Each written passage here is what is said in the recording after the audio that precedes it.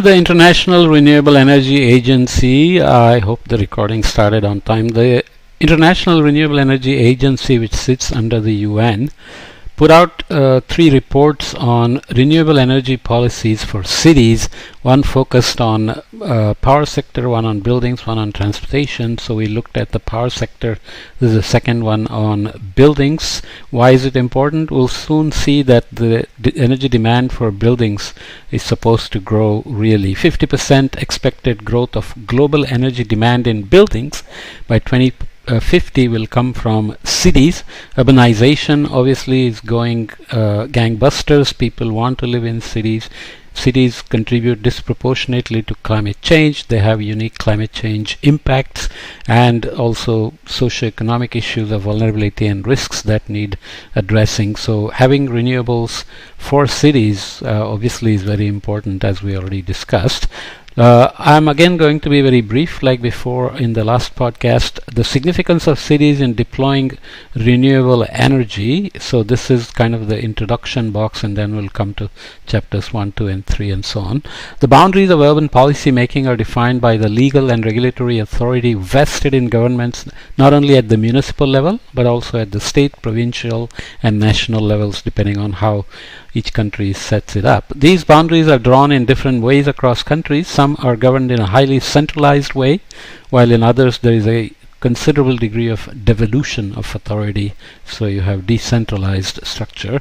UNES's continuing work on renewable energy in cities has identified several dimensions of cities' roles in shaping climate adaptation and mitigation efforts, and as such in accelerating the deployment of renewable energy solutions as a key pillar of national sustainable energy targets that we'll see in a minute.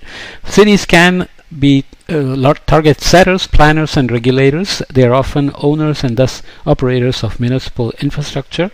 Cities are always direct consumers of energy and therefore aggregators of demand, and can be conveners and facilitators and financiers of renewable energy projects.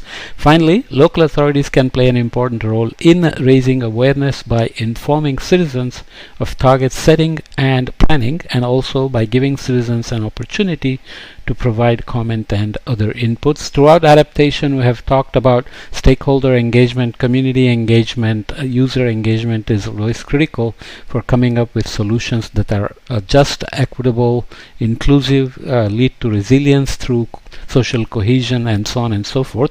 There are a series of reports under renewable policy for cities. Many of them look at lessons learned from China, Puerto Rico, from Africa, Asia and so on. I'm only going to focus on 3.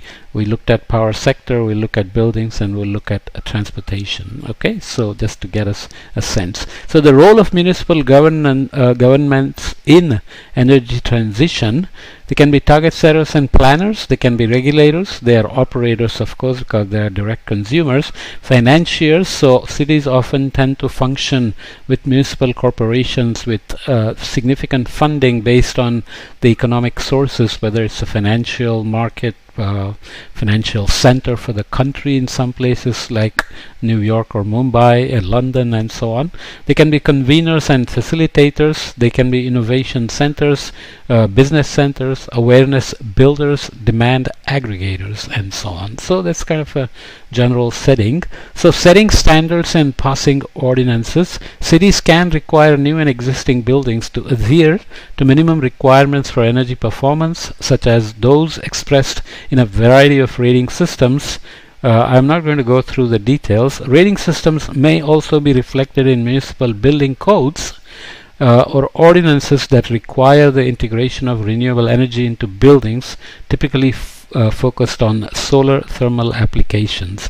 Very few cities tend to have too much wind energy, even though more innovative solutions should be coming up in the coming years and decades. So just to kind of read off a few things here, it looks at the rating system and it looks at all the agencies, green building labels around the world, looks at building codes, solar thermal ordinances, examples of Barcelona. I'll show a figure, and it looks at other places like Velmar, Carugate in Italy, so Velmar is in Germany, Lourdes in Paris, Santa Monica in the United States, Bangalore, India, Chandigarh, India, Sao Paulo in Brazil, Rosario in Argentina, and so on. So that's chapter 1. If you look at green building labels around the world, you have all of these. In the US, LEED is the big one. Where is it? Should be somewhere here, but anyway, that's more towards overall energy. So these are selected logos and labels from various green building standards, certifications, and rating systems aimed at mitigating impact of buildings on the natural environment through sustainable design. I'll let you follow up on these and find out more. Okay, so the example from this chapter is Barcelona's solar ordinance, which was imitated by many other Spanish cities, just like Sao Paulo's in Brazil, which mandated an ordinance inspired by many other Brazilian cities to follow suit, and Rosario galvanized action in other Argentine cities.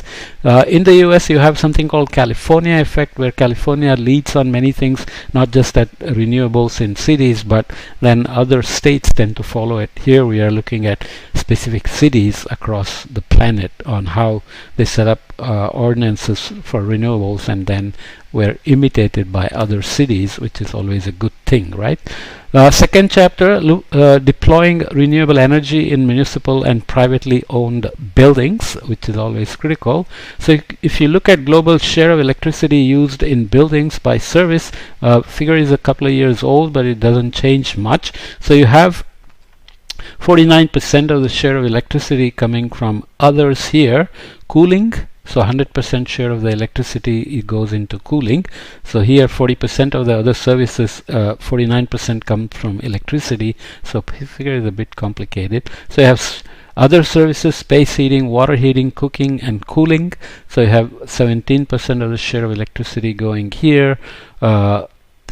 Cooking, electricity has 18%, 13% water heating, 14% of the share there is from electricity. Space heating, 34% of the total energy consumption, and share of the electricity is 14%. So I'm not being very careful.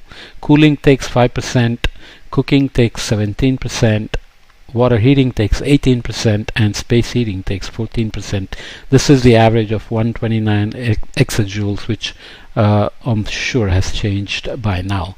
Solar district heating systems worldwide between 2009 and 19, numbers have ramped up. So number of systems added outside Europe is these numbers. So Europe has most of them. Number of systems added within Europe is much larger here if you look at the number of systems. World total 417 systems in 2019, with collector areas going from 375,000 square meters to over 3 million square total for 417. So here you're looking at cumulative collector area in operations outside Europe and within Europe. Good news, yes. Is it moving fast enough? You'll always find people complaining that it's not moving fast enough. So this is district cooling plant in Dubai, UAE, and in general, Middle East is being very careful about renewables because they obviously are facing rapid warming with requirements for cooling, and they have plenty of sunshine throughout the year, so they will be very wise to use solar for district heating, cooling, private buildings, office buildings, commercial buildings, and so on. So it looks at electrifying heating and cooling energy uses. With the chart we just looked at, looks at Denmark, Dubai, China, Hong Kong, US, and district heating and cooling networks from Iceland, Kyrgyz Republic, and so on. We looked at the municipal regulations from, the book looks at municipal regulations from Sweden, from Austria, from Denmark, from France, and so on. Okay, so chapter 3 is on renewables in social housing, which is always critical because urban centers tend to have lots of informal housing or social housings when there are not a lot of slums like in poor countries. So they give a great opportunity for driving some innovations and renewable energy use as well. So looking here at things from Mexico City, from Cairns, Rockhampton, so Cairns, Australia, and Rockhampton, Australia, Queensland, Brussels in Belgium, and so on. Let's look at how cities want to simulate incentives to deploy high efficiency systems. Cities could offer incentive funding to enable private housing improvements and energy efficient upgrades. These schemes are typically for low income homeowners but can also be available for higher income individuals depending on specific place that you're talking about. Home repair program loans, so you can see that lacking upfront funding can make it difficult for people to invest, but having loan programs can incentivize people and firms to adapt high efficiency systems very quickly. So example of Dallas here, which offers deferred loans to low-income homeowners for major system repairs such as roof improvements and replacement or upgrade of plumbing, electrical systems, and heating, ventilation, and air conditioning as well. Property tax abatement or exemptions are given. So example from Cambridge, Mass, United States, and state tax credits. So this example is also from the US. US is the one that uses taxes most often to incentivize things because people in the US generally always look at taxes to save money even for mortgages and investments in energy efficiency and so on and so forth. Okay, so chapter 3, that's the quick message there. Chapter 4 I think is the last chapter, which looks at partnering for effectiveness, how to make effective and efficient use of renewables in cities by having partnerships. So it looks at grassroots initiatives, so from Rio de Janeiro, Brazil, London, UK, Denmark, Copenhagen, Portland, US, and so on. And here's an example from Portland, US. So Portland Clean Energy Community Benefit Initiative from the US. Portland is one of the more progressive cities which worries about climate action a lot, including greenhouse gas initiatives with regional partnerships extending from California to Canada and so on the West Coast. The initiative proposes an ordinance to be added to the Portland City Code governing business licenses. This is from 2019, so I have to follow up and see what happened since. It aims to support the city's climate action plan and 100% renewable energy goal by providing a long-term funding source for the installation of solar panels and other climate-friendly measures in low-income communities. Remember, we're talking about social housing here. The proposed ordinance requires large retailer to pay a surcharge of 1% on gross revenues from sales in Portland, excluding basic groceries, medicines, and healthcare services. We have looked at this at another adaptation podcast, but it's okay. Revenues would flow into the Portland Clean Energy Community Benefits Fund.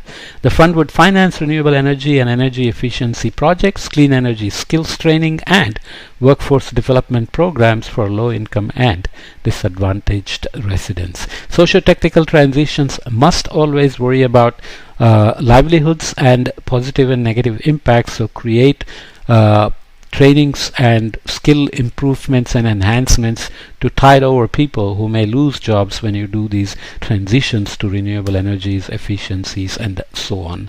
So quickly, the summary of this report, IRENA report on renewable energy policies for buildings in cities. As a key user of energy in cities, buildings are a high payoff target in the process of advancing the global energy transition. Combination of energy efficiency and renewable energy can do a great deal to shrink the carbon footprint associated with the heating, cooling, and other energy uses of a city's buildings. The toolbox is large, consisting of building codes and permits, building and zoning regulations, mandates, solar thermal ordinances, tax incentives, targeted subsidies, and other financial and fiscal tools. Cities have extensive power to regulate energy use in buildings through the use of building codes and rating systems such as BREEAM in the United Kingdom and LEED in the United States. So that's leadership in energy and environmental design. Rating systems set standards that cities and developers can incorporate into their building codes, and people are proud of saying their building is a LEED building or a BREEAM building, for example. Quickly advancing energy efficiency, especially if the standards are mandatory and covered all buildings existing and new, public and private. When you retrofit existing buildings, you have to have incentives, as we just saw. Cities can also release policies for electrifying heating and cooling in urban structures. Heat pumps have a major role to play, but need additional policy support to reduce the barriers such as high upfront costs and preferential tariffs. So UK has gone real gangbusters on heat pumps. US is pushing this as well under the new climate action plan under Biden.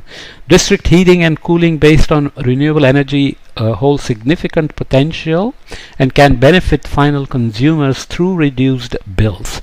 This is always a motivation for consumers. Moreover, many cities now integrate solar energy into social housing projects. By offering clean energy and cutting-edge efficiency, such initiatives provide low-income families access to energy that is at once clean and affordable. Affordability is very important for social housing and rental properties and so on. Integrating renewable energy into the building stock need not always be initiated by government action.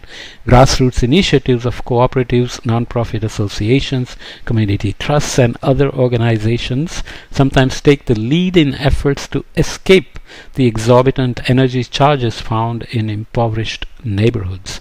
Of course, capital is often an obstacle, but some city governments bridge the financing gap to encourage such grassroots initiatives. We saw the example from Portland, Oregon. Finally, national governments can be useful in stimulating the use of renewables in buildings, especially by setting nationwide standards for building codes. Boundary setting activities create incentives for renewables and can help to create markets for cutting-edge products.